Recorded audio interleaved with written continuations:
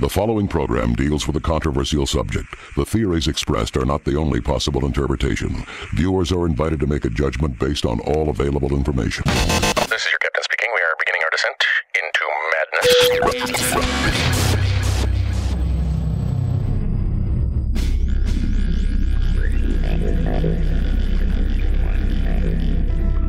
Open your mind.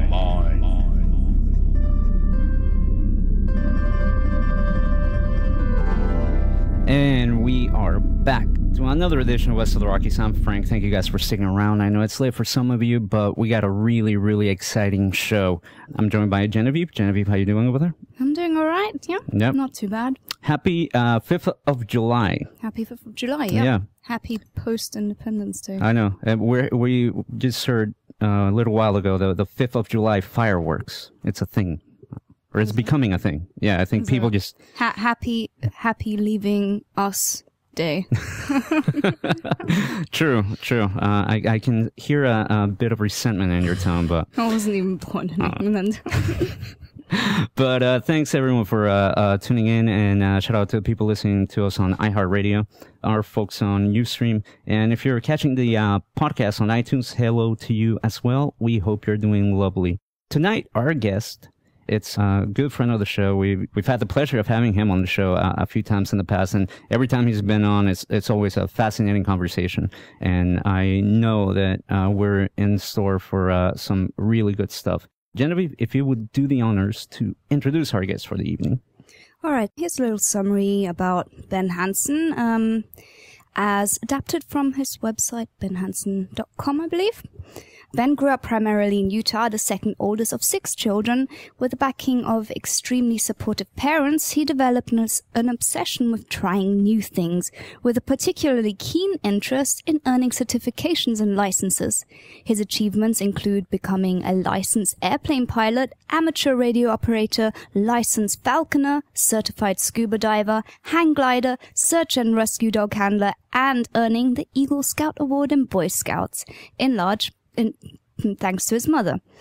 He graduated with honors from the University of Utah with a bachelor's in sociology, certification in criminology and corrections, a Spanish minor, and a year of study abroad completed in Australia.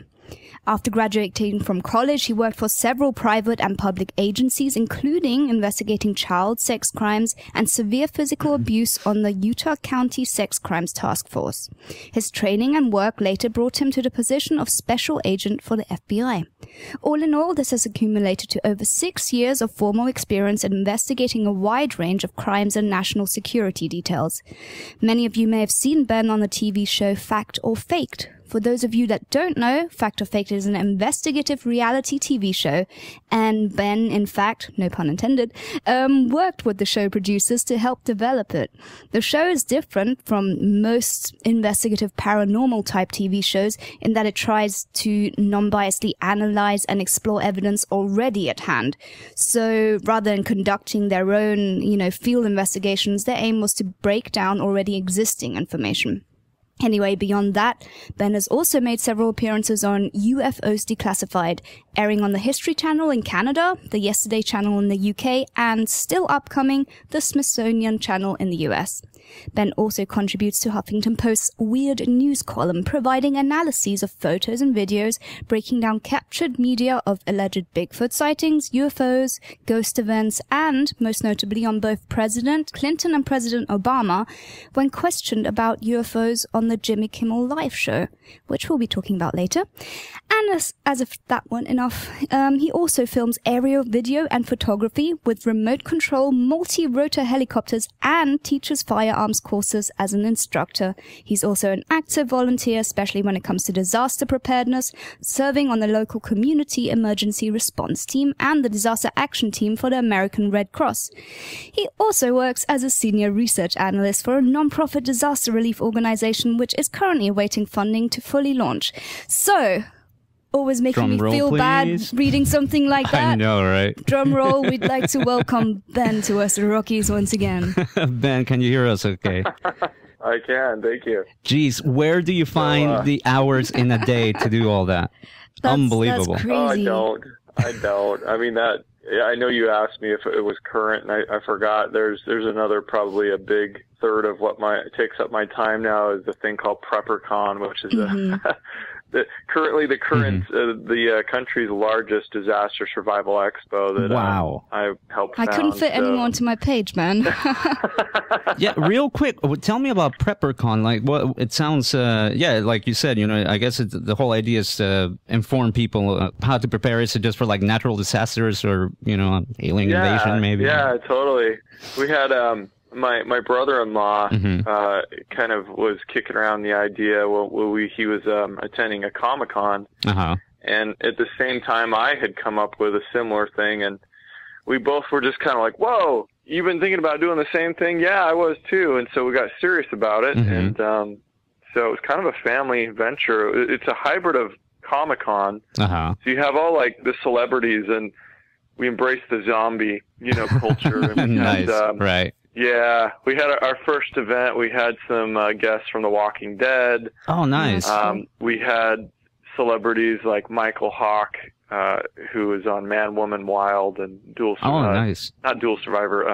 I forget the exact title on Discovery, but he is just, an awesome, true-to-earth, real-life Green Beret guy. And so all these people who are teaching real-life survival skills in the vendors are people from across the country who will sell you anything from food supplies to methods to starting fires and shelter to protection devices and all that. And it's like, you don't have to be a quote unquote prepper that you see on TV, the doomsdayers who are like, oh, an end of the world. No, I mean, just look at what happened this past week in Greece, right? Right. And the economy, again, is in the tank. And within hours, everything from, what you would consider would always have food, a supermarket or Costco or whatever, it's going to be emptied. Right. And we're out here in California, forget it.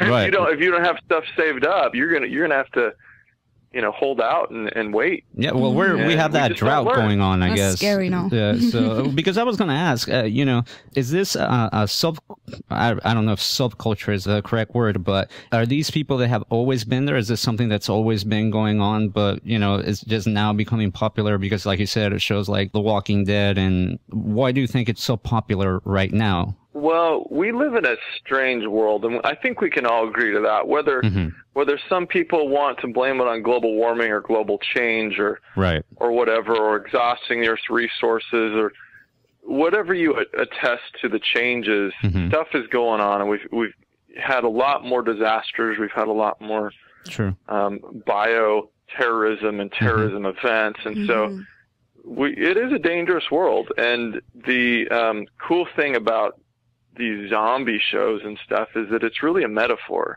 And so people are like, oh, you think zombies are going to come in? No, I don't think a half dead or a once dead corpse is going to come through my door. Right. But a zombie could be anybody who does come to your family, whether it's disease or famine or drought or an actual person trying to take things from your family. And so it's kind of a fun way just to say, look, we're preparing for the zombie apocalypse. So in reality, we're just becoming independent, and you don't have to be a fanatic. You really don't. You're just saying, look, I don't want to be that person who was in Katrina, who was sitting there for days waiting for FEMA to show up, and days turned into weeks, and weeks turned into months, and people are dying of disease and everything when you could have taken care of your own family. Right. So it's not that crazy to think, that everyone should be doing this. Very it's sensible. Yeah. No, because you get, I would imagine that you probably, hear it from a lot of people when you talk about these things, that there is that kind of negative connotation, like you said, the fanatics, I guess.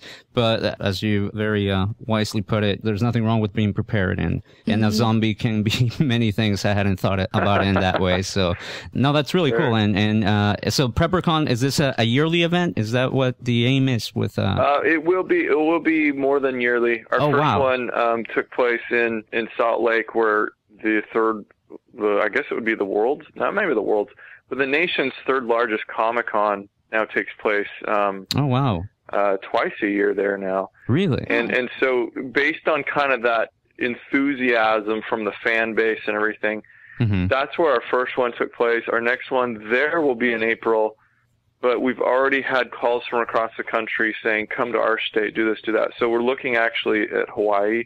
Wow. We're looking at Texas, possibly before April. It's just, you know, like I really have to quit my day job if we start doing this. It's so it's consuming, like a tour, you know, and for an event like this, you know, to have over 10,000 people is quite something. And but that's just the beginning. That's just the beginning. Amazing. I mean, we really are going to explode with this. So that's pretty incredible. No, that's really good. And yeah, that's why I wanted to talk to you about it, because I've heard you mention it before and it sounds like it was getting to be quite the endeavor. But hey, if there's anybody that can get you prepared, it's Ben Hansen. That's one thing I can definitely guarantee.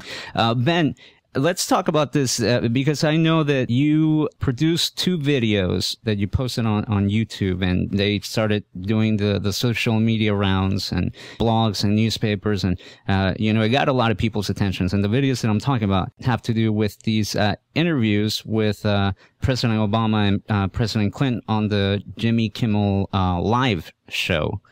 And it's really interesting. You know, it would have never crossed my mind, I guess, to sit down and really, you know, analyze these things. But you got down and you analyzed these videos, and we're going to talk about them in a bit of detail here. But first, let me ask you, how did the idea come about to do this with your first video, which was the Clinton interview? Did you watch it live and there was something fishy about it, or did somebody bring it up to you and you decided to go have a look? How did you know decide to analyze President Clinton in this interview? Well, I think it all started when, over the past couple of years, I've been contributing to Huffington Post stories through my friend Lee Spiegel. And he writes in the Weird News column. So my favorite column, you know, I can tell you that.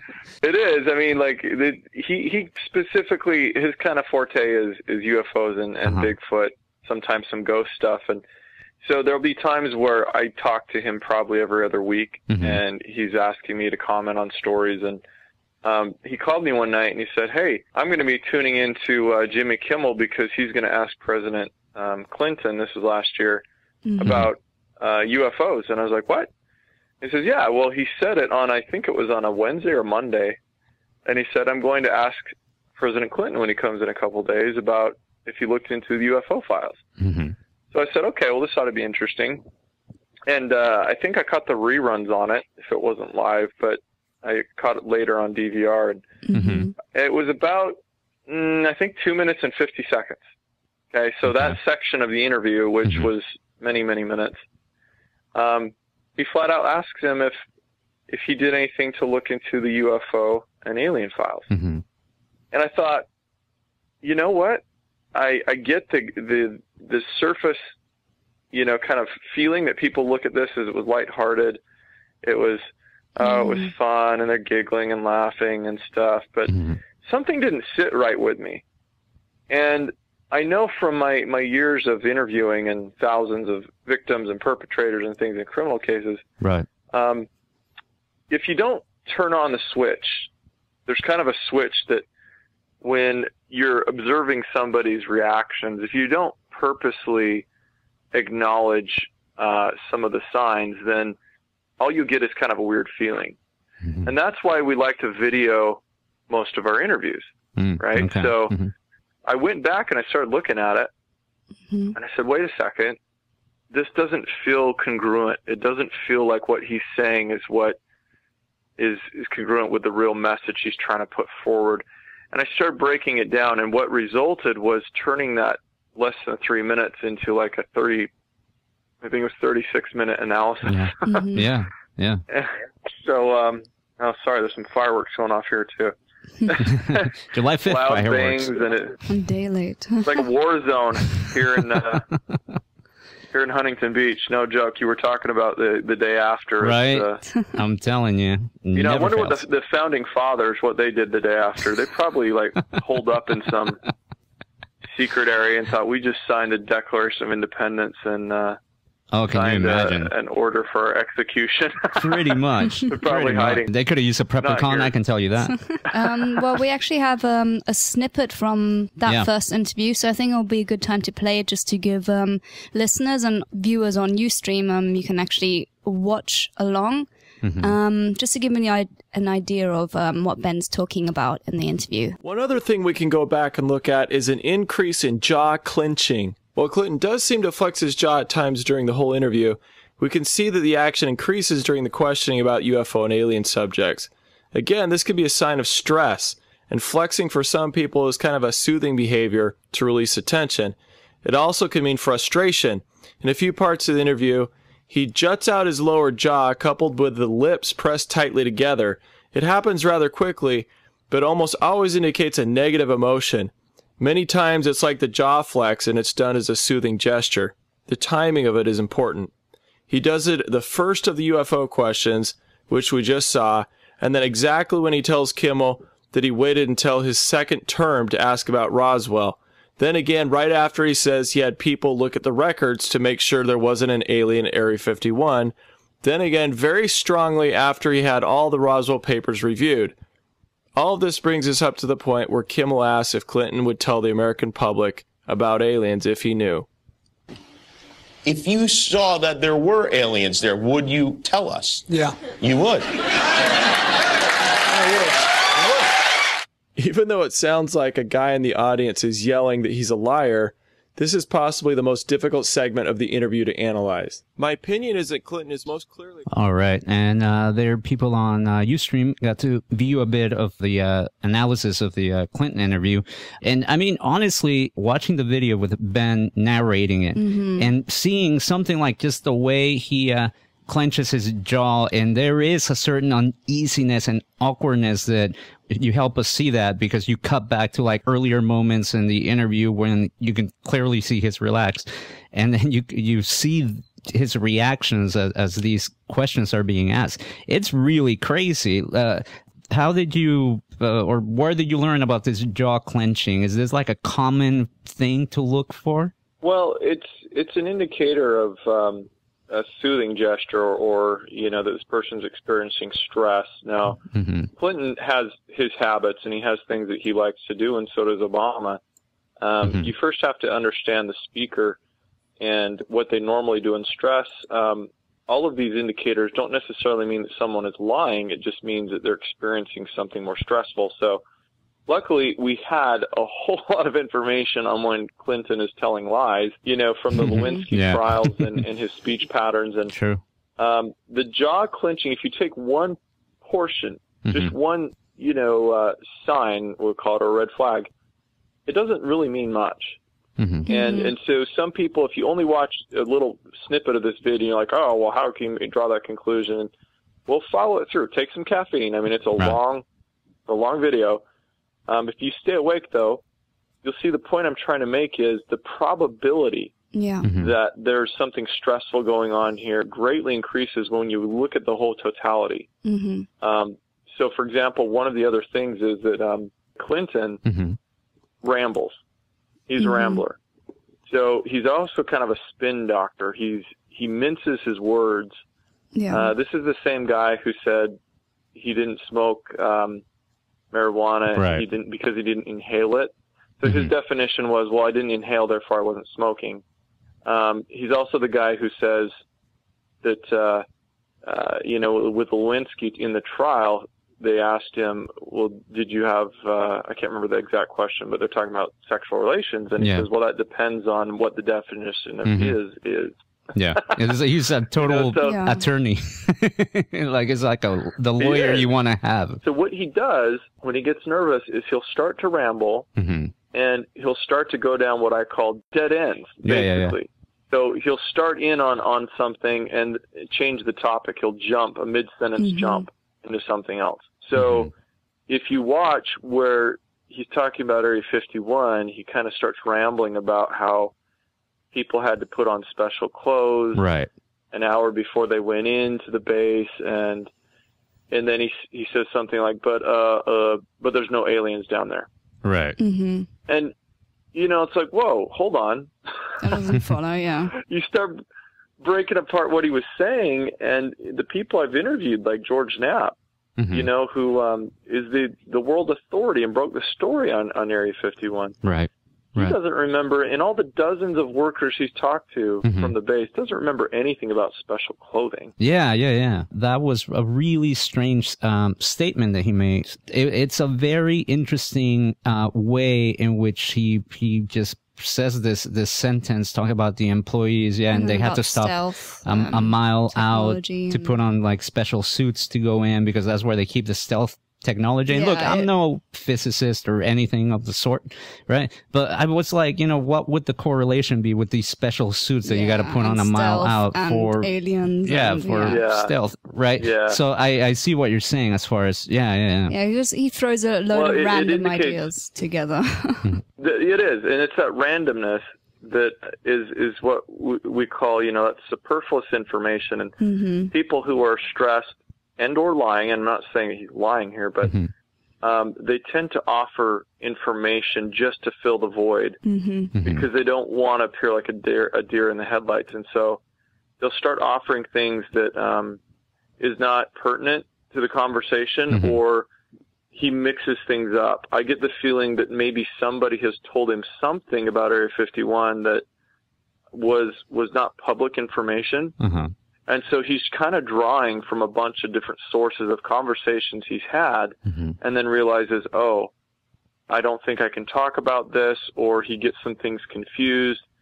And so the bottom line is, I believe not necessarily that Clinton knows about, whether we have been contacted, extraterrestrial life or not. In fact, I think he might be actually frustrated that he was not allowed. Wasn't privy to that info. That's very possible. But I get the feeling that he's had other conversations, he's made other inquiries, and perhaps somebody has said to him, you don't want to go there, or you don't need to go there, Mr. President. And so that is a part that I don't think he's being completely honest about. Now, pure speculation.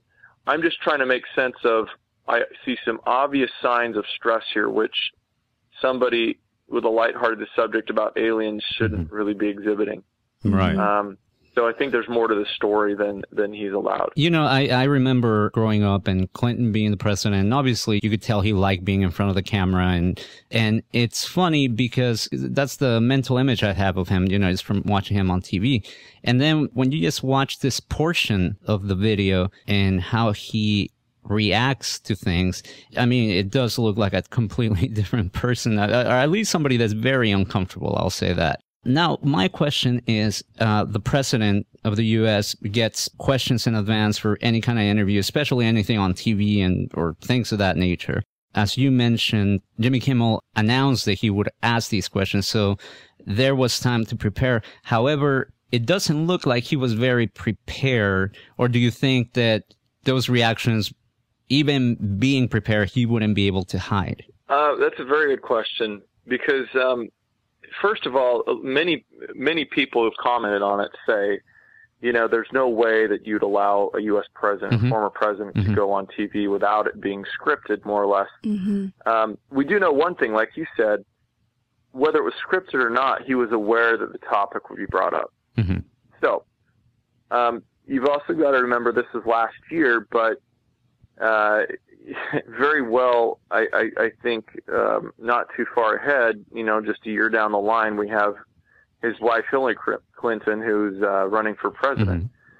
So there's a lot at stake here. Yeah. It's not like you can just turn Bill loose and, you know, you can say whatever. I mean, his wife's still in political, well, I think she was out of office by then, but she's going to be running again. So there's a lot at stake. So having said that, this kind of makes the point even more poignant, because if you have warned somebody and you're still getting high levels of stress like this when they've had several days to rehearse, and even if they had the questions, what you're seeing, what we call leaking through with these emotions, if it's that strong, imagine how strong it would have been if you caught them completely off guard. And the other thing that I think is a misnomer is that people think just because someone's in political office that they're professionals at this.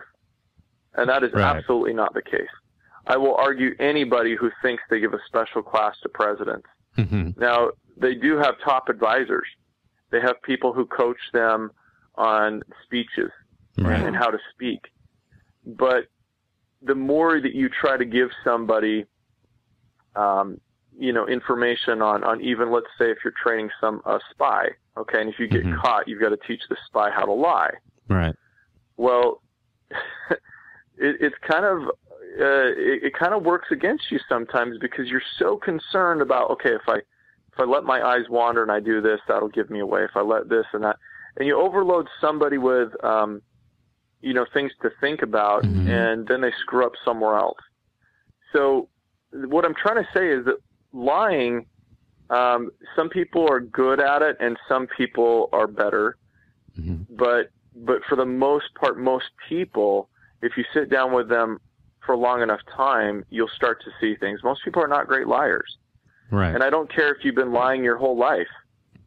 It starts to show through. And so when we're seeing this happen with Clinton, no. And soon when we talk about Obama, I don't think these people have everything under control and they're only letting out, what you want them to see. One of the things of this interview that I found interesting relates to another president. That's when Clinton, out of the blue, starts talking about, what if aliens exist? Maybe that's what we need to bring us together, echoing what Reagan said in that speech. I think it was in front of the United Nations. Talk about if an outside alien threat came, and that would, make us. Can you tell us what you made of that? Because that was really interesting that he would choose those words in discussing this topic. Sure. I think when it comes to the UFO topic, it really is a uniting kind of universal force, because it doesn't matter if you're Democrat or Republican. It's been speculated that whatever presidents may or may not have had information privy to this, that if they were given something, they're all kind of falling in line. They're all kind of going along with what they've been told or asked to do, and they're all kind of seeing it in the same way. And so when President Reagan had given a speech to the UN, this was during the Star Wars initiative. And remember, we were talking about satellites with lasers to shoot down other satellites. Correct.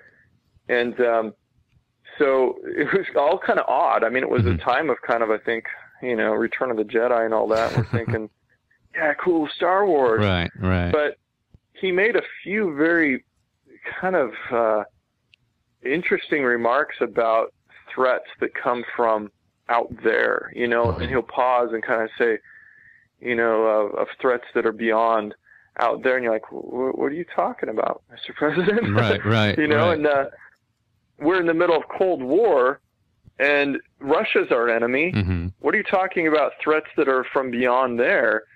And okay, so let's just assume he was using it as a metaphor. Well, when President Clinton echoes this was during a part of what we call demeanor shift. So all throughout the interview, through this segment, he kind of gets really stressed. You see the jaw clenching, the eyes, and all this stuff going on. Well, when he comes out of that, he starts gesturing with both hands again. So we start to see he's really getting relaxed. This now becomes a light topic, and he's fluid and articulate, and he tells Kimmel, he says, yeah, well, what I'm trying to say is I think that there's a lot of worlds, and that there's a great possibility that there is, life on other planets. And what he didn't expect was that Kimmel was going to throw him a curveball.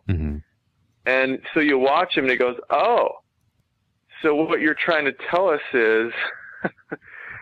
is like you really do think there is something, right? Or you're trying to tell us, and he says no, but the part now that this, especially with this interview, people think I'm being hypercritical. If you think I'm being hypercritical, look at the work done by Paul Eckhart, who was the advisor, technical advisor, and who the TV show Lie to Me was based. Okay, so they're looking at what we call micro expressions that are so minute. They flash across your face in a couple milliseconds.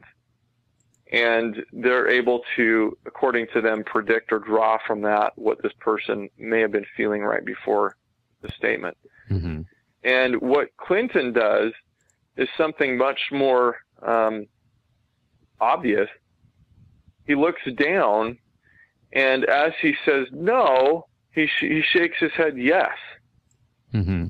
Okay, so that I thought was interesting. It was very interesting. He shakes his head yes, and just before that happens, he had this weird nerve twitch of his hand that went off as Kimmel was asking the question. Yeah, that was quite strange. It is. I mean, I may be sounding hypercritical as well, but no, it's funny because when you see it, I guess it's too much of a coincidence for me, I suppose. That he would just twitch at that moment. Yeah, and that's just what I'm trying to put together. Look, this is fun, and you think, I'm just breaking apart. I have too much time on my hands, but no.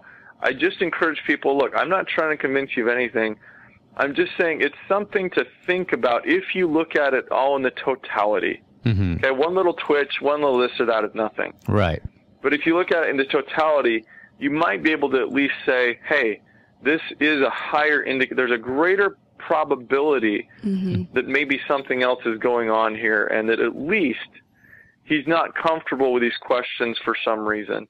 Mm-hmm. And I think that's the point I was trying to make with it. Now, you did the same thing with the interview between President Barack Obama and Jimmy Kimmel on his show. Were you asked to do it? Because obviously it was roughly about a year later. Was there people, asking you, hey, can you break this one down for us? Well, in a way, yeah. It was kind of interesting because living here in California, I was listening to the news, and they were saying President Obama's coming into town. All these freeways are closed. He's going to be on Jimmy Kimmel. I didn't make the connection. I was like, okay, great. Well, president's going to be on TV. It doesn't have anything to do with me, except the traffic is worse. Right. But what I didn't think about was that he would even try and do the same thing he did with Clinton, and we'd ask him about the UFO subject. Right. And so I don't even watch much TV, but it happened the next day that I started getting emails, and people said, oh, wow, when's your analysis coming out? And what do you think about what he said? I'm like, what are you talking about? And so I went online, and I found the first thing I found was that the LA Times had done a story the day before. And in that story, they had mentioned my video and said, like Ben Hansen did analysis on Clinton about UFOs. We wonder if Jimmy Kimmel will ask the president the same thing, President Obama. And so this is in the LA Times the day before. I'm like, whoa, okay. That's cool. LA Times linked to my story and everything. Nice. Well, the next day he comes on the show. And so I watched this on, after it had been posted online.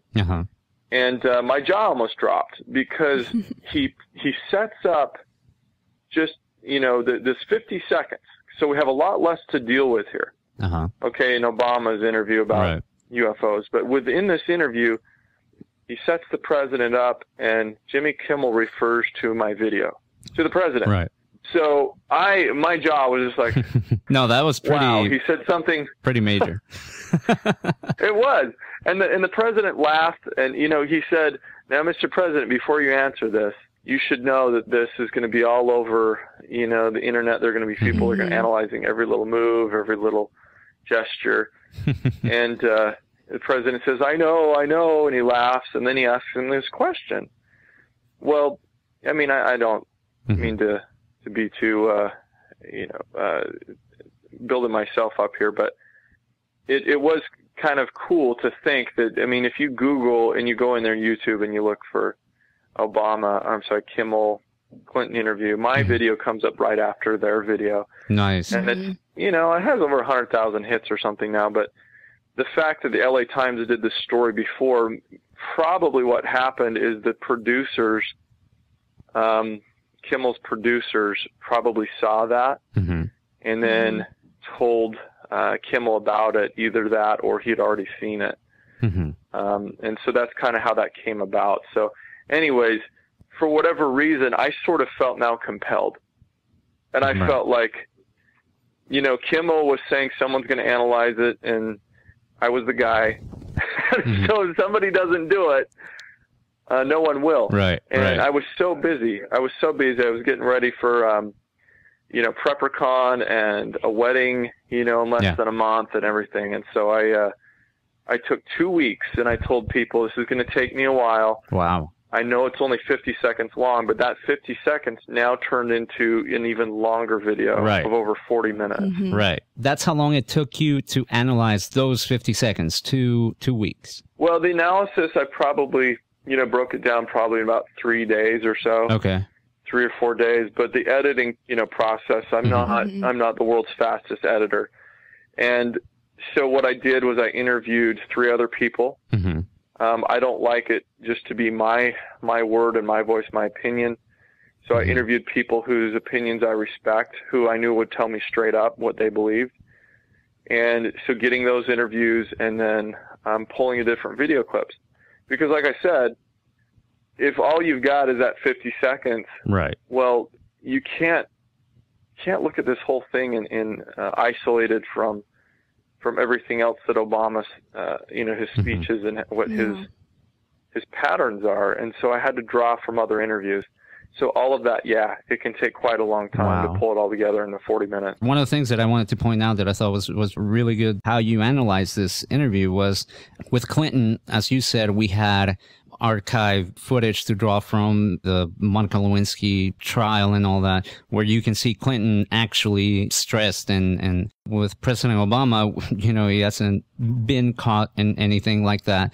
Because this, unlike Clinton's interview, and I don't remember how long the Clinton interview was in its entirety, but it looks like with Obama, it was a 30-minute interview, and just those 50 seconds of the UFO question.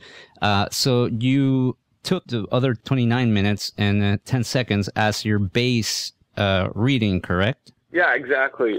We not only drew just from the interview with Kimmel, but also from other talk shows and speeches and things like that, so they can compare to people. Because like you said, he doesn't have the same way of dealing with stress, but we have seen Obama in many stressful situations.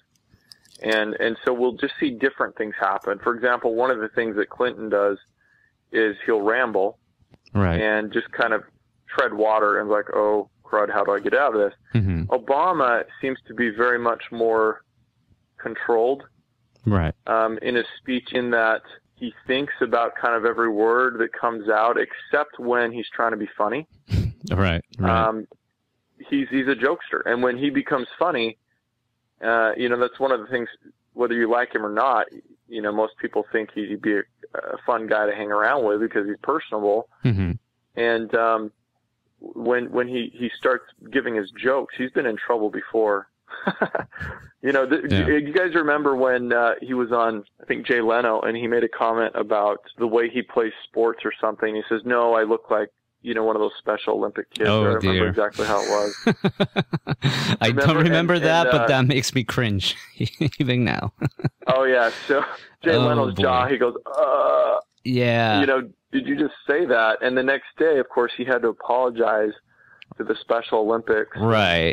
And everything else. And that's one of his faults, is that he becomes too buddy-buddy, too familiar. And he forgets that he's the president. And so things will slip from his mouth. So anyways, that's one of the things that we look at. Cool. I'm going to take our break a little early. I'm going to play just one song, and then we're going to come back. We have 2 selections picked out from the Obama interview that we want to play for people and discuss. I'm quite into this. I believe that they know and they just can't say it. That's just the impression that I've always had. And watching these things, I feel like maybe, you know, they do have some knowledge. Not all of it. I don't think they know everything, but I think they know enough to where, like you said, Ben, it makes them uncomfortable when they're asked. We'll explore all that craziness coming up after the break. Ben, if you'd be so kind, can you just hang on the line for a few minutes? We're just going to play a quick song, and we're going to come back. Sounds good. Alrighty. So don't go away, guys. This is West of the Rockies. Our guest tonight is Ben Hansen, this is some interesting stuff. I mean, believe me, all this government, UFO, alien, I'm all about that. So don't go away. We're going to be right back. We're going to keep talking about all this. In the meantime, do enjoy David Bowie, Modern Love. We're going to be right back in just a few. What's up, guys? This is Jorge Diaz of Paranormal Activity, The Marked Ones, and you're listening to West of the Rockies with Frank. This portion of the show is sponsored by Haunted Orange County, your premier source for all things haunted in and around OC. From haunted history ghost walks to ghost group hunting expeditions at some of SoCal's most haunted destinations. Make your fall plans early and book an upcoming tour or investigation today. Visit hauntedoc.com.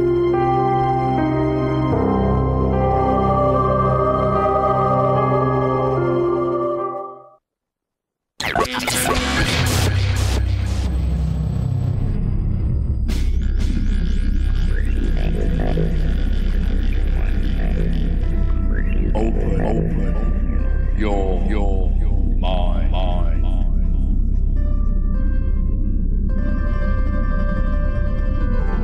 And we are back to the second hour of West of the Rockies. I'm Frank. Thank you guys for sticking around. Boy, this is an interesting conversation. First, let me remind people that, as always, I'm Engineer Frank on Twitter, West of the Rockies on Facebook. Check out the website, WoTRradio.com, and you can follow the show at WoTRradio on Twitter.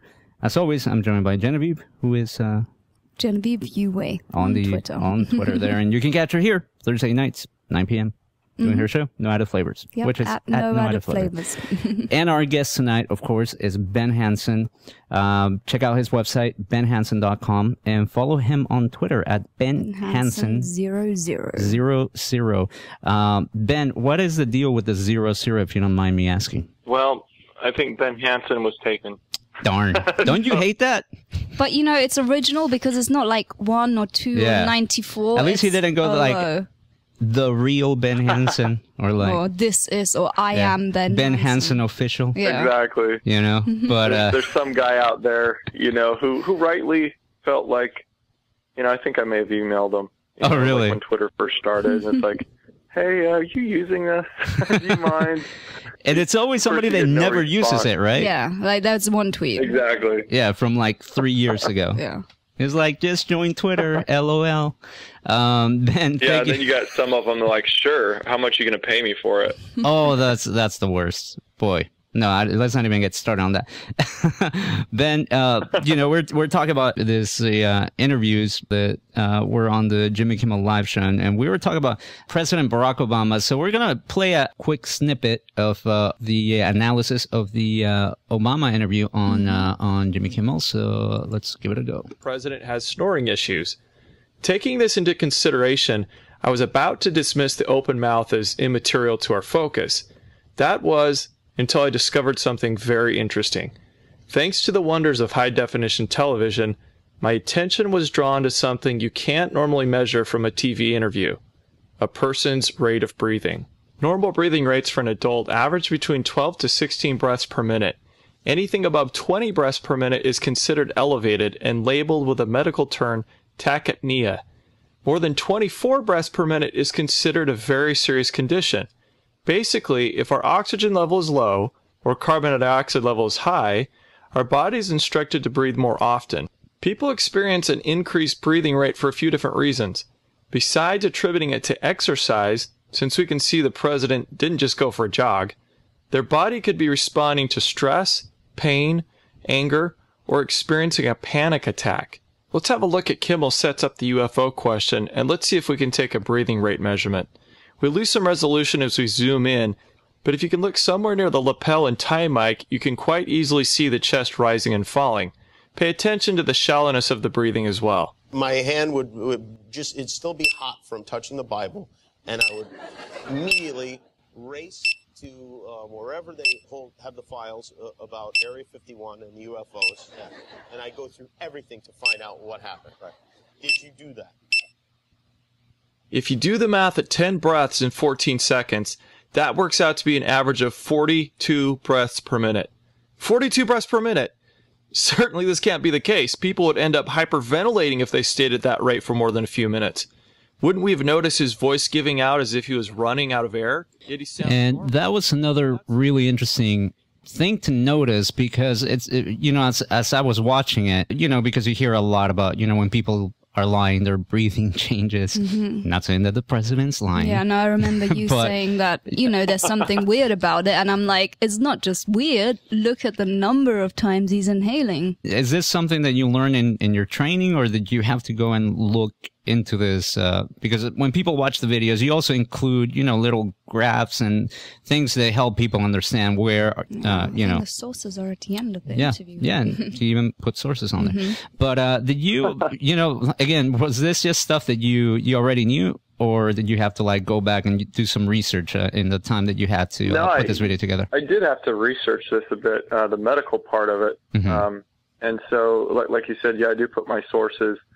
I try to approach this the same as if I was making an argument in a journal research paper the best that I can. So you can go look this up, and what we call stress breathing is different than just someone's normal rate of breathing. Now, if someone breathed like this all the time and they're breathing 42 times per minute, they would quickly be in the hospital. Right. That's really, really high. But what I also point out is that you don't notice that he's out of breath. Right. So what that tells me is that this is a form of breathing that's related to a physiological response. In this case, it could be stress, meaning that the body doesn't really need the air. So I do know from having done polygraphs, I'm not a polygrapher. I don't like polygraphs, but I've done them, had to take them for work. One of the things they do is they hook up these tubes around your chest and your stomach that it's called a pneumograph, and it will measure the rate of your breathing. And they'll give you several seconds between each question. Those several seconds are enough for them to detect a change in the breathing rate. It can change instantaneously and then slow back down. So they're not looking for someone to hyperventilate. What they're looking for is a physiological response. When you're anticipating the stress, all of a sudden you'll start to breathe quicker. And so people who have argued, well, he was a prolific smoker, and we all know he had problems with that, so this is probably related to smoking. Right. I'll admit, at first I didn't take that into consideration, and that's a great point. But as I looked into it further, this is not his normal rate of breathing. Yeah. And someone made the point of, well, if you look at other parts in the video, you'll see that he doesn't breathe like this, and this. And I said, exactly. That's exactly the point that I'm trying to make. Right. It only elevates during parts where, very interestingly, that I would think the other indicators are now pointing to stress. It was definitely something that stood out to me. And again, if it's a coincidence, right, it's one heck of a coincidence. In the spirit of fairness, it can happen. But sure. I guess it's just, you can't help but think that there's a lot more going on under the surface. Now, we're going to cut to another little snippet. This one's the one that really I found a bit, God, I don't know if shocking is the word, but there was something about just the way he said it, right? And that's when Obama says that he can't reveal anything. So we're going to... Well, that's specifically in response to that was directly when Kimmel asked about aliens and UFOs. Yeah, and his answer was that he couldn't reveal anything. So we're going to play a bit of that for the folks at home. Do you remember that Bill Clinton did nearly exactly the same thing when he was asked similar questions by Kimmel? But what's most interesting isn't just the closing of the eyes. All of this is accompanied by a hard swallow, a flexing of the jaw, a head turn away from Jimmy, and shaking the head no as he stutters and says, I can't reveal anything. And of course, so did you look? Did you see? Did you explore? I can't reveal anything. Oh, really? Obama makes the no head shake with a stutter. Similar to a guy who just told his buddies he can't join them on a fishing trip because his wife told him he needs to clean the garage. I sense some frustration that it's out of his control, and it's clear he's not open to offering any details as to why. Just like the husband who would be in... That was pretty interesting, I must say. Just the way he said it, you point out that President Obama seems to like to joke about the subject of aliens and UFOs, and he's almost like dismissive of it. Can you tell us a little bit about this and just what you got from that, just the way he says that, I can't reveal anything? Sure. When we do go back in the video, we pull out some times where he's mocked UFO subject. One of them was he visited Roswell, and he came off the plane and gave a little speech and said that he told the people when he first got there that he came that he came in peace, and the people kind of chuckled. And then he said, I get asked all the time by, I think he said 10 and 11-year-old boys who ask me, yeah, that was bizarre. About Roswell and if they're aliens, and I tell them, if I told you, I'd have to kill you. Yeah. And the crowd just kind of like, that's kind of funny, but that's kind of creepy, Mr. President. You're talking about killing a children. 10-year-old. Yeah. Exactly. So, all right, just a joke. Well, before he was president, he made a joke sort of about aliens. All that's understandable, except that every time, including 3 times he interrupts Kimmel leading up to the question, every time it's a joke. And he's just pushing it away until now. So we have 2 firsts. This is the first time that he's ever addressed the subject without laughing. And this is the first time any U.S. president, to my knowledge, has said about the UFO topic, I can't reveal anything. It's always been, we're looking into it, or there's nothing to reveal, or no, I don't have that information. Right? It seems to be implying that there might be something to reveal. Exactly. I mean, any 10-year-old can understand that. Yeah. I can't reveal it. It kind of implies that there. Why would I say that if there was nothing to reveal? And that's the point I make. Back in, I believe it was 2012, I want to say, could be 2011. The Obama administration responded to an online petition. And if you go to whitehouse.gov, it's still up on the website. You can see on the video that if you collect enough petition signatures for anything, basically, you can ask the White House to give an official response. And the Disclosure Project, led by Stephen Bassett, did this, and they asked the White House basically 2 questions. If the U.S. government had knowledge of an extraterrestrial life form, and if the government was covering this knowledge up, and they responded in a negative. Said, no, we have no evidence that we have already made contact, right? And we have no evidence that the U.S. government has covered it up. So, coming from his administration, and now you're on the Kimmel Show, if that had not changed between that official declaration and Kimmel's show, if there was no change in the status of that, why would you say, I can't reveal anything? Yeah. Right. Why wouldn't you just say, hey, looked into it, go to the website, it's on there right now, you'll see that my top advisors looked into it, nothing's changed. Yeah. So people trying to make the the argument that he's still laughing, or he's still joking here, that I have a really hard time with. Because everything in this demeanor shift indicates that he has switched. Yeah. He's now serious. Yeah. He's not joking. There's no smiling. There's no laughing. There is a very serious look, and I still maintain that unless he's trying to be the cool kid and trying to make you think he knows something, but he doesn't, that is still a very hard sell. I think he knows something else. For the sake of playing devil's advocate a bit, I decided to just kind of look into what is President Obama's faith, if he practices any particular faith, because as we know, certain, religions and systems of belief, may not have room for the belief that there is life on other planets. And just, and this is just stuff from Wikipedia, right? Has the answers to everything. It says, though Obama, and I'm quoting, though Obama is a practicing Christian, he was chiefly raised by his mother and her Christian parents. His father, Barack Obama Sr., with whom he lived only as a baby, was a Muslim turned atheist, and his stepfather, Lolo Soetoro, with whom he lived during his early childhood, was a nominal Muslim. Do you suppose, as I said, just playing devil's advocate, that maybe his religious upbringing maybe has made him a bit cynical to the idea of extraterrestrials? That's interesting. That's possible if he had absolutely no information about it and he just kind of laughs about it.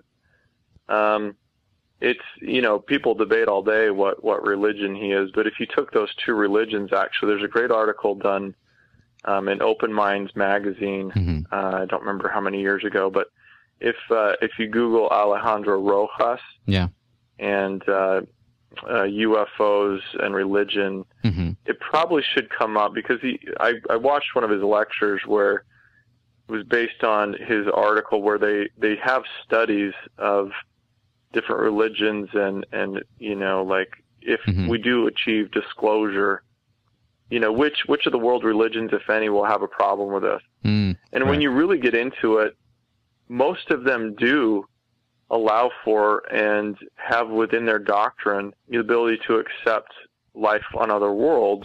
Most definitely. I mean, you look at the Vatican now. Yeah, true. You know, and they've got their observatories, and the Pope is, you know, making statements that if they do have them, they'd be happy to baptize the aliens. And so I think Scientology is pretty open to aliens, and no. You think? No.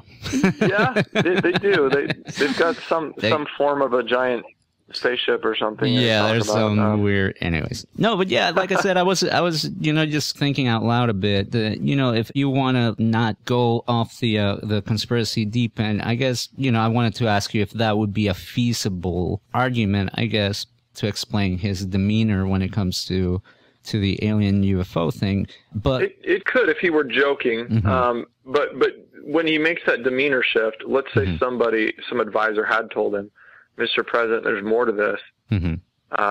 Don't ask about it, please, or hold on, we'll give you more information later.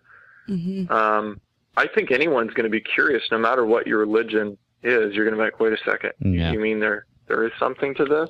Yeah. And I can't talk about it. I think you're going to get the same response of, you know, I can't reveal anything. Right. You know, so who knows? It's the grand question that I guess what it boils down to is, do you believe he's joking or don't you? If he's not joking, you have to look at the context, and maybe this is where we're going now, but John Podesta, who was his advisor, special advisor for a whole year. Okay. He also, people say, well, he was just joking. Well, when he left, just less than, I think, 3 weeks or a month before Obama appeared on Kimmel, his outgoing tweet, okay, from the beginning of I guess it would have been the beginning of the year. He makes a tweet and he says, my biggest regret, you know, my time in the White House was not achieving UFO disclosure. Now, Podesta is a well-known disclosure advocate. That's not a secret at all, and he is serious.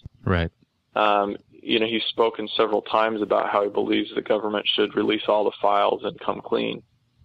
So that whole year that he's with Obama, you got to think that he's kind of put the bug in his ear. And said, hey, we should look into this. And maybe that frustration comes out when he's leaving office. Now, this is the same guy who is now going to lead up Hillary Clinton's presidential campaign. Wow. So he's not a loose cannon. Why would you have this guy if he's going to embarrass you if you didn't believe or go along with him and think that he's going to be the laughing stock. You know, and so very true. It's just very interesting. Another so-called coincidence, you know, that this happens, he leaves, and then Obama all of a sudden can't talk about things. Let me ask you something. Doing a bit of compare and contrast between the Clinton interview and the Obama interview, did you notice anything that would tell you that President Obama and his advisors maybe sat down and watched the video and they told him, okay, look, when the topic comes up, just do this, say that, or do the other? Did you see any evidence that would tell you that he was a little bit more prepared than Clinton, maybe? I would say he has better control over his speech. I think, like I made the point of him using humor to buy time. I think he does that well. Right. I think whenever he's uncomfortable, to kind of break the ice, he'll crack a couple jokes, and that always has the appearance of looking more relaxed.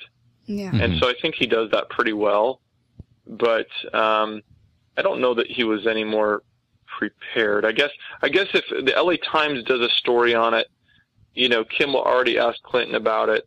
I would say again, he very well could have anticipated the question was coming, if not already had the question, which builds the case even stronger. Yeah. If that is going to be your response, and you get one sentence to sum it all up within that 50 seconds, once you finally get rid of the joking, you get one sentence to say, and you choose, I can't reveal anything. Is that what you want the headlines to say the next day? Because the headlines got it wrong. They said the president denied knowledge of aliens. He didn't deny anything. So that was the very interesting. That's not a denial. Right. That says I can't reveal it. So you got to think, if he's trying to send a message, that's a very clear message, done in a serious tone that, makes me believe there's something forthcoming, or he, again, like Clinton, could be very frustrated that not even he is allowed to talk about stuff in the conversations that have gone on, and maybe he knows nothing. Maybe he knows nothing, but he's been told it's not your place, it's not the time. Right. So I do think it's very significant. What can we gather from President Clinton's response to the question, if there were aliens, would you tell us? And he says, yes, or like absolutely. The crowd just erupts in applause. And when Obama is asked this question about aliens and UFOs, he says, I can't reveal anything. What can we read between the lines when you compare these two answers to this? I think it's a very serious question. Well, that's a good point. It's a really great point, because the way that he says, I can't reveal anything, and Clinton says, yeah, I'd tell you. So in essence, when we talk about lying, it could be that Obama's not lying at all about this, and he's being very truthful. Because he is choosing his words carefully. If he did have knowledge, or maybe not firsthand knowledge, but knew there was something there, he just says, I can't talk about it. Like, it seems to me that Obama really only chooses that route when he feels he's going to get caught with something. And I'm not trying to be controversial here, but you look at the controversies that have happened during his campaign. When if you talk about Obamacare or other things where he'd made promises that weren't quite so. Right. He was very careful with the wording of things, and so I think he's become more careful later in his presidency. So if he doesn't have control over something, it's my opinion that when he says I can't reveal anything, he'd much rather play on the safer side and say, look, something might come leaked out later or whatever. I'm not going to lie to you. I'm not going to lie to you and say there's nothing there. Right.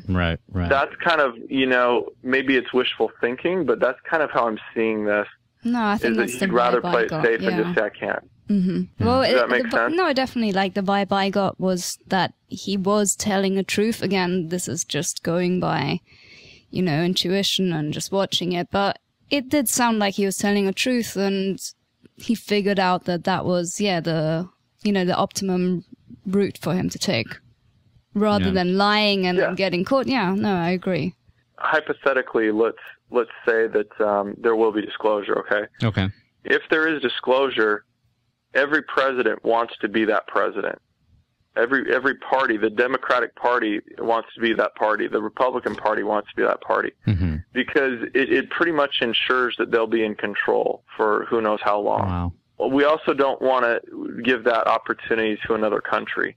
We don't want to let China or Russia give disclosure before we do. So there is some consensus somewhere, if there is a disclosure to be had and there are secret keepers, there would be some type of consensus somewhere and hesitancy for one to come forward before anyone else. And it's almost kind of like, well, it's a double-edged sword, because we would have to maintain some type of trust of whatever's left with our government, right. Because we basically have to come out and say, look, we've lied to you for, at least 60 plus years, but we want you to trust us now. And we want you to trust that we've got things under control, and right. So it's a double-edged sword. And so if something were to be in the mix happening right now, a president could say, okay, well, it's time to start at least being truthful with the people and letting them know there's things that we can't talk about right now.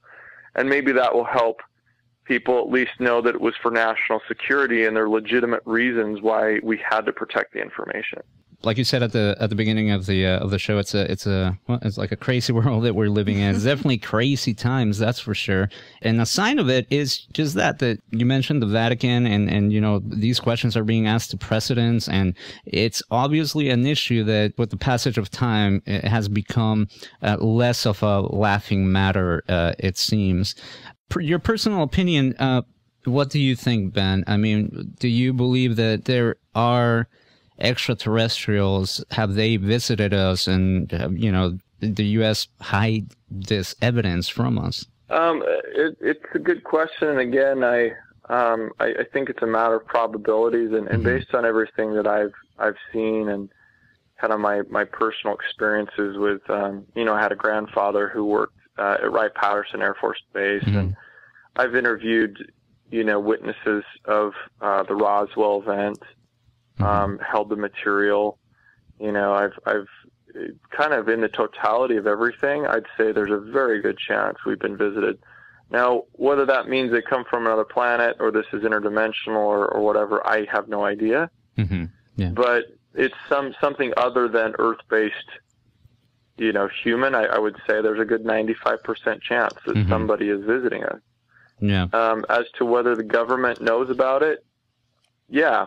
Again, I would say there's a very good chance, because we know, for example, the Roswell crash and the debris and where it was sent. We know of many other crashes and people that were involved in the back engineering. We know people who worked on the project specifically, who are honorable, very honorable, war veterans, and who would have no reason to lie to their children before they died. And things like this that kind of, if you put the whole picture together, yeah, but who are these secret keepers? Well, I think it's a very, very select few people. I don't think the secret is probably as broad as it was in the early days. It would be, it would be taken by a Snowden, and spread across the world or something nowadays. Right. People just don't have that same sense of honor of, upholding their oath. So as the question of, do I think that there's going to be disclosure? That's a tough one. That's really tough, because I don't think that we have the leverage. I think that the status quo right now, there's no reason for the government to come out. Until we have events that they can't control to where we're having mass sightings of thousands and thousands, like we did in the Phoenix Lights case, or the Bulgaria or Illinois and the triangles and all these things. Until that happens so much more frequently that people demand it, you see what happens in today's political sphere. There's got to be lobbyists. There's got to be people upset. There's got to be people afraid. There's got to be people demanding rights. And if we don't have enough force behind it and people demanding the right to know, then it's just not going to happen. Right. So I don't see it happening anytime soon, unfortunately. Talking about just difficult political climates and how some of these issues are handled by governments around the world. There was a story that came out a few months back, and I don't know how many of the people that tune into the show may be sports fans or soccer fans specifically, but there was that huge scandal involving FIFA, which is the governing body of soccer all around the world. And Apparently, the U.S. kind of got into this whole thing. Obama was in Germany saying that, he wants this thing cleared up because the U.S., the national team, it's a worthy adversary. I'm paraphrasing. And Russia got a bit upset. And the idea was that they were investigating corruption. Yeah, specifically. So they got upset that U.S. authorities, they felt, had crossed the line in launching, this kind of large-scale, corruption probe targeting, FIFA officials. And obviously this was having an effect on Russia being the host of the 2018 World Cup. So Vladimir Markin, he's the spokesman for the Russia's investigative committee. He said to the press that the U.S. prosecutors, I'm quoting, U.S. prosecutors having declared themselves the supreme arbiters of international football affairs. He goes on to say that an international investigation could help solve the mystery of the disappearance of film footage from the original moon landing in 1969, or explain where the nearly 400 kilograms of lunar rock reportedly obtained during several such missions between 1969 and 1972 had been spirited away too. And then I'm going to quote him: "We're not contending that they did not fly to the moon and simply made a film about it, but all of these scientific or perhaps cultural artifacts are part of the legacy of humanity, and their disappearance without a trace is our common loss. An investigation will reveal what happened." This kind of escalated quickly. It went from FIFA and football to this gentleman from the investigative committee in Russia saying that extreme counter. Yeah, and to me, again, I'm no Ben Hansen, right? Like I don't have all the training and experience that you do. But is this Russia's way of saying, hey, we know something, and unless you back off, like, things can get messy? Or are they just calling a bluff? What do we make of a government official saying something like this to the press? Is he just trying to sensationalize what transpired? What do you make of it? Well, that's cool. And maybe I'm confusing a couple of stories, but I do remember something coming out from Russia. They were threatening to come clean and tell the world about the UFO subject or something like that. Mm-hmm. I can't remember if it was on one of those off news, websites that you can't tell if it's real legit news or not. But right. I remember something about that, and it is kind of funny. I mean, because I think that more other countries are more willing for their leaders to kind of foster conspiracy theories and then just kind of spit them out at will. And it's kind of, I think, gosh, I can't remember who it was. Was it Fidel Castro or somebody?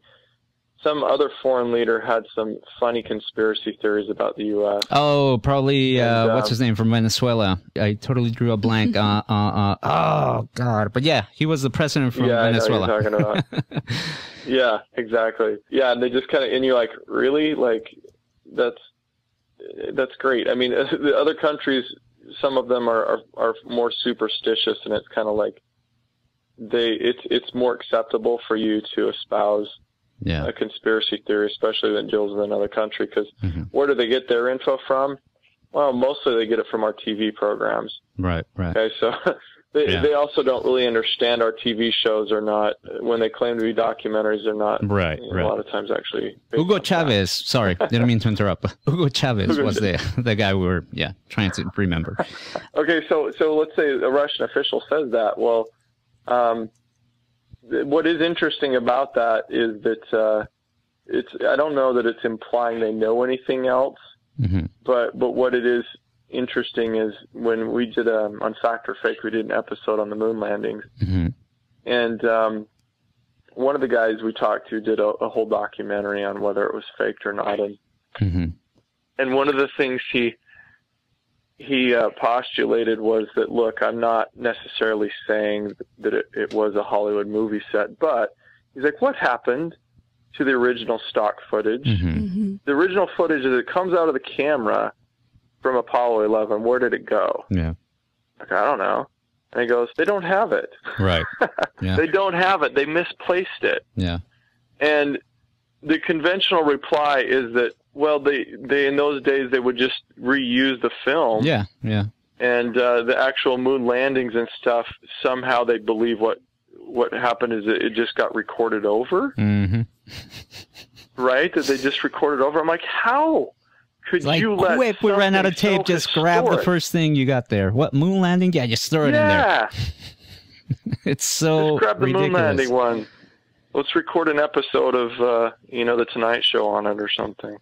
It's like, that just is really fishy to me. Yeah, yeah. But it's speculation. I don't know what they would have found on there unless you want to carry it further.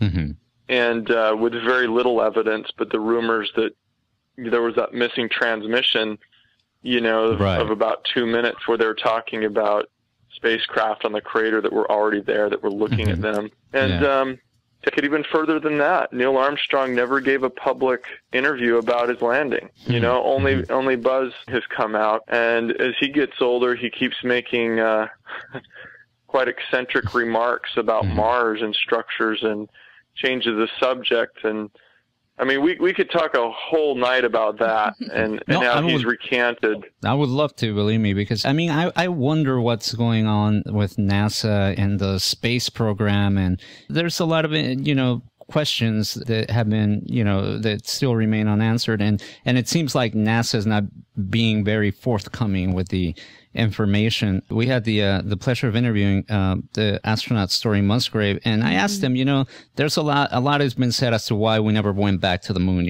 what happened, just want to hear it from somebody that went to space.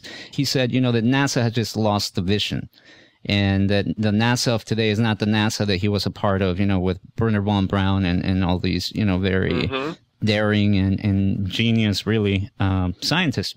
Is that the vibe you get? Loop. Yeah, I think they're out of the loop. I mean, personally, let's just say this. I don't want people to come away and saying that Ben Hansen believes in the conspiracy. That's going to be the heading for this show. Ben Hansen believes in the conspiracy. The conspiracy that we have another space program. But let's just say I wouldn't be surprised. I would not be surprised. Nothing really surprises me anymore if we found out tomorrow that we have a naval space program that's been making trips to the moon bi-weekly, and that we've built a structure on the back side of it that's been going on for 10, 20, 30 years. I would not be surprised, because it makes sense. As we stopped going to the moon after Apollo 17, we stopped going there and like, not interested anymore. Right. Not interested? Right. Just from a strategical, military standpoint, having a posting on the moon to be able to defeat the Russians by launching our own hardware from the moon and to stop, any other threats from approaching and having that outpost, that in itself is invaluable. Yeah.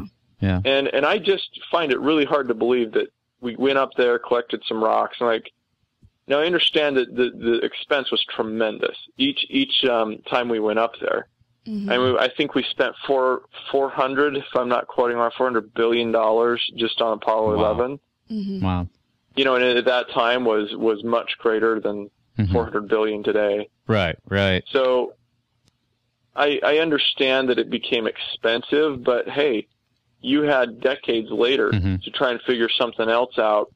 Yeah. And I just think that it was taken out of NASA's hands, and I would not be surprised if the military continued, because we kept using the shuttle, which was 30 years outdated. Yeah. Such old technology. And what is their plan to go to Mars now? It's to use a Saturn V rocket to go back to the days of the moon. Let's get in a rocket, kids. Yeah.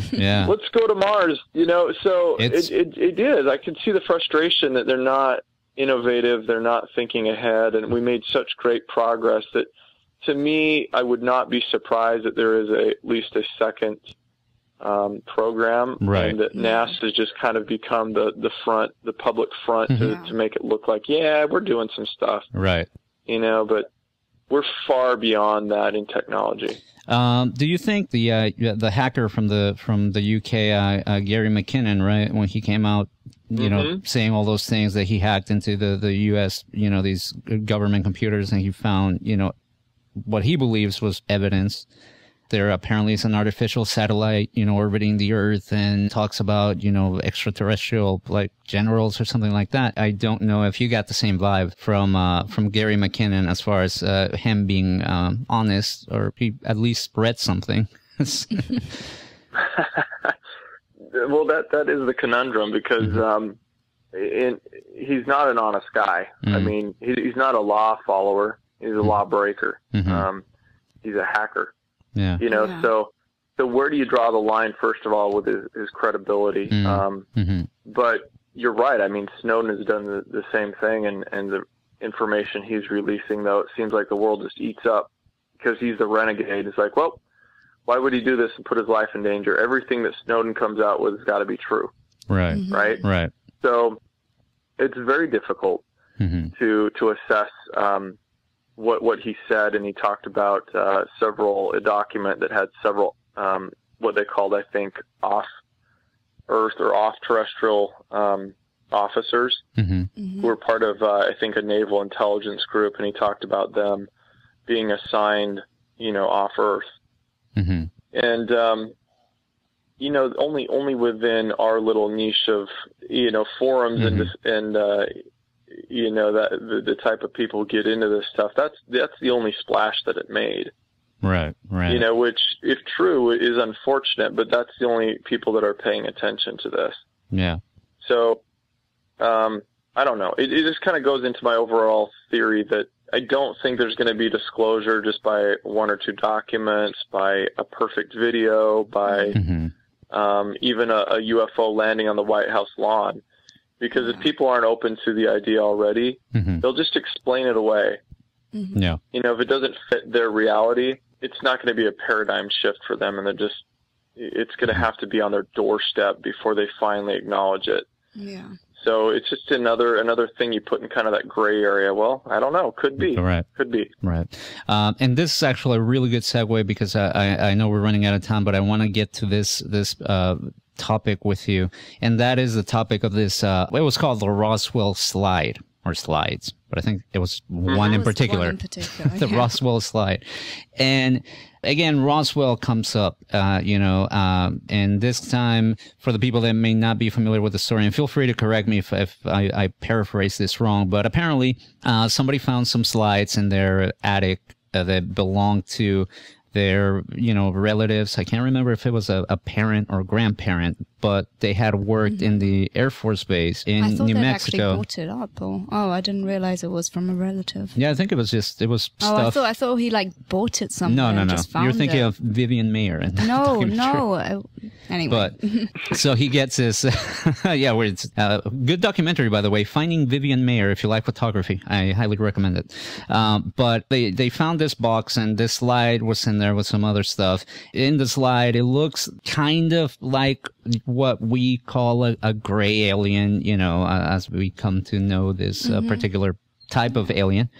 And it became a thing, they were going to live stream it, and there was going to be a big event, I believe, in Mexico. Charging people. And there were, you had to pay to watch it on live stream and get tickets and do all this, which, hey, fair enough. I think putting up events, it's quite a pricey endeavor, and I don't think a lot of the people that, are out there. They're really hustling for their money. Yeah, so they did this, and I mean, within hours, I think it was, somebody got that slide, the picture of the slide, and they de-blurred it, and they could make out that it was just the mummy of a young boy. I should have gave a spoiler alert just in case, but sorry, folks. But I mean, it made me feel like, boy, this is kind of making us kind of take steps back in this struggle, having this be treated like a serious topic. It reminded me of the alien autopsy video. I bought that on VHS with my lunch money, because I thought it was real, which was meant for lunch. But what did you make of that whole thing, Ben? I mean, did you get an advanced preview of this thing at all, or what were your thoughts leading up to the reveal, and obviously after the unfortunate result of it? Yeah, I did. I was involved with this kind of when the rumors were first starting, and what I'll say is this: first of all, people who look on this with an overall negative, view of it, there's some things that could have done better. But it worked as it should have, because it was the UFO community and researchers who banded together and solved this. Okay. And for the overall, press, unfortunately or fortunately, it didn't make a splash really at all. They weren't paying attention. So if this had been something really, really cool that we couldn't have solved, we need to find a different way to get to the press at large, and to get the word out. So no harm, no foul in that sense, that we solved it, that the world didn't really take notice of it. But the way that it started, Adam Dew is he's a sports caster documentarian up in Chicago, and I had, through different friends, been kind of given the heads up that somebody might possess some type of slides or photos. And a couple of my colleagues, including Don Schmidt, Tom Carey, and they're the foremost authorities on, what's what with Roswell at the moment. They were hopeful, and we kind of discussed this, and I met with Adam a couple years ago down here in Southern California, and he showed me a digital file of it. My impression of Adam from the beginning was that this guy had spent a lot of money on his documentary. He'd done a lot of research on his own. He's not a UFO guy. He was really not into this topic. He came upon the slide from these two slides. Somebody had purchased a house that was up for auction, that I think it was the granddaughter who had put the house up for auction, and he has a friend who goes through and they clean up houses to make them ready for auction. And so this acquaintance, as they were cleaning things up and going through the attic, they found this box, and amongst the slides you'll see slides of, and I've never seen this documentary, so I don't know what they include, but they had slides of famous actors, I think Eisenhower and his campaign trail, and there's slides of them hunting or golfing or all these different things. And so it looked like this couple kind of rubbed shoulders with the elite and kind of painted this really cool story, like, is this Mimi Eisenhower in this picture here? Is this, who's that? Yeah. And we know that he was a geologist. The granddaughter knew that he lived in, I think it was either Kansas or Texas. Okay. But in one series of these slides, it appears that he was at White Sands. He was somewhere in New Mexico, because he would travel to the oil rigs and drilling stations and do sampling and for contract work, I guess it was. Okay. So what you have are two obscure photos and a lot of conjecture. Yeah, yeah. Now, what's writing on this is the implication that this could have been at the time of Roswell, the place of Roswell, and that he had connections with people who might have been in the know, mainly kind of like after the fact, maybe Eisenhower or somebody. Okay, so who are these people? Yeah. It tells a good story, and Adam is a storyteller, but I will stand by him in that I really, truly believe he did nothing to hoax us, nothing to dupe people. He truly wanted to know what this was. Yeah. He didn't care. If it turned out to be a mummy, he even expressed to me several times, it's probably going to be a mummy. Oh, wow. And I went home and I looked through as many mummy pictures as I could find on the internet. And I'm like, this has got to be a mummy somewhere in some museum, and we just have to find the right picture. I couldn't find anything. And so he's getting so frustrated, he asked me to see if we could help find, Sci-Fi Channel or somebody that might want to buy the documentary. And it was difficult. Right. So kind of in the end of his frustration, he chooses Jaime Maussan in Mexico. Right. Now, Jaime, bless his soul, he's an acquaintance of mine. I think he's a great storyteller, but he really kind of has no filter. He's kind of like, the ringleader of the circus. Anything that's a good story, he'll put it out. Yeah. It doesn't care. It's just a good filter. Everything to him, it could be real, could be true. Yeah. And so when they put this thing together in Mexico, that's where people started to really feel like, hey, wait a sec. If this has any chance of being legit, why are you first of all releasing it in a foreign country and not in English? Right. Why are you having people buy tickets online? And why all this, big showmanship, and then it turns out that someone solves it within, a day or so. Yeah. Yeah. So I get it. I get it. I don't think Adam was too, pleased that it took on that tone to it, but I also don't blame him that he wanted to recover the money for the documentary. Yeah, sure. I don't know anything about their numbers, if anyone got really rich off of it, but I believe him that was not his intent. Right. And I do think he's happy that it's solved. Yeah. So and we need more of this. Yeah. Instead of pulling each other down, imagine if we would have had those resources, from the beginning, and somebody was able to do this, then we could really focus the efforts on, other things that might be out there that might, lead to something exciting. And just to clarify, because just in case I came off as a douche, what I mean as the unfortunate result. No, it's because, I'm the kind of person that I just want that evidence. It just makes everybody go like, oh, okay, yeah, these things are here, or they exist, So for me, the real loss was that it wasn't real, unfortunately. And no, I agree. I think that like you said, we definitely need more of that. And unfortunately, as you said, moving it to Mexico, and some of like those little things that began to pop up, I guess, made everyone, including myself to an extent, a bit wary of what was going to happen. But I believe what you said, that he wanted to find the truth, and luckily we have the truth as to what that is. And it's definitely something that I can't say is a bad thing to question the evidence, and at the same time keep an open mind to the possibilities. It's just finding the balance between the two, I suppose. It is, and unfortunately we can't always do all that vetting. I know he spent a lot of time going to Kodak, to make sure that the film was dated during that year. Right. Yeah. Did as best as he could, but without getting a large enough audience like was done, nobody else could come forward and say, hey, have you tried this? I didn't ever have the original slide digital file. I just was shown it on a laptop. Otherwise, I probably would have played around with it at home and seen if I could have done something like they did. But, kudos to them. Yeah. But it doesn't always work out that way. So sometimes you do have to get it to a wider audience, before we've fully vetted it. We've got to get it out there to see who else can help. Yeah, very true.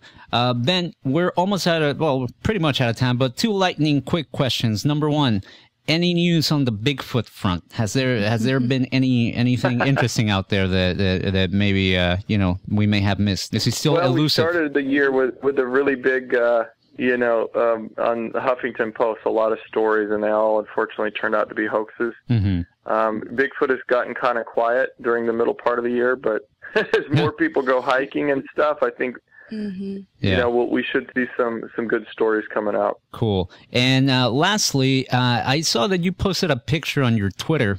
It looks like the Chupacabras paid you a visit, or what are we seeing here? Because that I was like, whoa there. That's a bit, Well, my sister woke up and found that her 3 chickens in their coop were missing their heads. Wow. And she was just more distraught. Oh, I can't believe our chickens are dead. And I'm like, well, aren't you concerned about what killed them? What was this?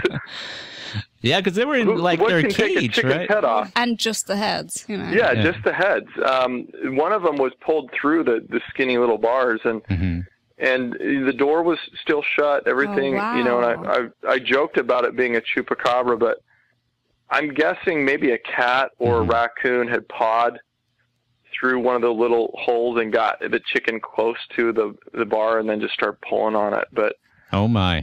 For all 3 of them just to be without their heads, that was kind of interesting. Well, yeah, because you would think at least when the first chicken got killed, you think the other 2 would just be like, oh crap, we better not fall for that trick. Yeah.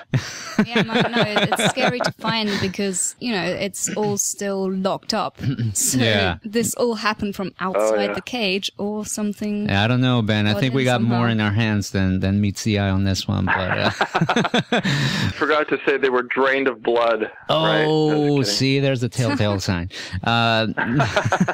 No, Ben, thank you so much. It's always a fun hang talking to you about all this kind of stuff, and you always give us really good insights and really good information. Why don't you tell people one more time, you know, where they can find you on social media, your website, your Twitter, and all that? Sure.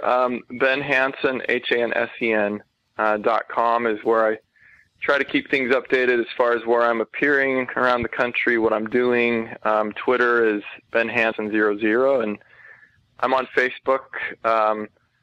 Sometimes I have room to add friends on there. When I say something that offends someone, they drop me, and I have a new space. Nice. We'll be doing some projects actually pretty quickly that I can't discuss, but it looks like things are doing good to be back on cable in some form here. Awesome. Soon, so. Oh, that's exciting. But like Obama said, you can't reveal anything at this time. I can't reveal anything. I'm trying to hear for your breathing, but it's really hard, as you can imagine. Ben, thank you so much. Like I said, you're a great guy. You're a great guest. Thank you so much for taking the time to talk to us tonight. You're welcome. Thanks, guys. All right, take it easy. Have a great night, Ben. You too. Bye-bye. Bye, good night. That was the one, the only, Mr. Ben Hansen. And well, apparently not the only. There's another one on Twitter. Oh, I know. I forgot. Yeah, we should help him get that Twitter handle or something. Start a petition to the White House. Yeah. They got to do something, right? Unless Obama tells us he can't reveal anything about that either. Yeah. Obama. No, like I said, those videos, if you haven't checked them out, check them out. If you're listening to this on iTunes as our podcast, you know, go to our website, WoTRradio.com. You will see this whole story, and we'll embed the videos on there so that people can watch them and then listen to the interview. I think it will make a lot more sense in that way. Yeah, I know, definitely. Like I said, I would have never given it more than a few minutes to the idea that maybe they were hiding something. But once you listen to Ben's analysis, and they're both really interesting. They're honestly, long, but Ben said, you know, that they're long. Grab some coffee, toes. But yeah, it's a really, you hit play, and you next thing you know, you watch the whole thing. Yeah, no, it's super interesting. It's full of really interesting information and facts, and regardless how you feel about the precedents, past and present, I think it's fascinating. So definitely go check that out. Again, huge thanks to Ben, and shout out to Ernie Alonso, who helped us put this interview together. Shout out to Ernie Alonso. Check out Haunted Orange County, because fall is just around the corner. I think it's actually Haunted OC. Oh, it's Haunted OC? Sorry, HauntedOC.com. Yeah. I'll fix this in the editing, so it's one straight. Anyways, guys, thank you guys for tuning in and checking it out. Don't forget to check out the website, WoTRradio.com. We have some really fascinating interviews. If you want to follow along with the alien UFO theme, we have interviews with Eric Von Daniken. You know, if you're into conspiracy, like political stuff, we had Jim Mars talking about the JFK conspiracy. If you like religious, you know, crazy stuff, check out our interviews with Tony Ortega and Ben Campbell. Yeah, Tony Ortega, who's been covering Scientology since 1995, featured in the documentary Going Clear, and obviously Lynn Campbell, former Scientologist and Sea Org member. We have that other interesting interview with astronaut Story Musgrave. Anyways, a ton of cool stuff there to keep you busy. Subscribe to our podcast on iTunes. Just search West of the Rockies, or find the link on our website. You know, give us a little rating. You know, give us 5 stars or something. Yeah. You know, maybe help us out. Yeah. But that being said, as always, Engineer Frank on Twitter, West of the Rockies on Facebook, Genevieve Yue on Twitter. Yeah. And also at No Added Flavors, Thursday nights, 9 p.m. Send your requests, jokes. Twitter is at WoTRradio. And our Twitter, WoTR Radio. And as I say, website, WoTRradio.com. Anyways, that being said, thank you guys. Take care. Be safe. God bless. Don't do anything too crazy. Bring your chickens inside. You don't want a raccoon or a cat or a chupacabra to get them. That is, I would have freaked. I would have been like, dude, aliens for sure. Like, that's your answer to everything. Yeah. Anyways, we're talking about UFOs and whatnot. So we're gonna go out with the Foo Fighters. I liked their first album. I thought it was good. I think this was the lead single to that first album, called I'll Stick Around. We'll stick around here, but we'll be back next Sunday night, 9 p.m. Pacific time, right here on the Independent FM. Hopefully you'll stick around for that. Yep. Have a great night. Bye-bye. West of the Rockies with Frank the Engineer on the Independent FM, Los Angeles.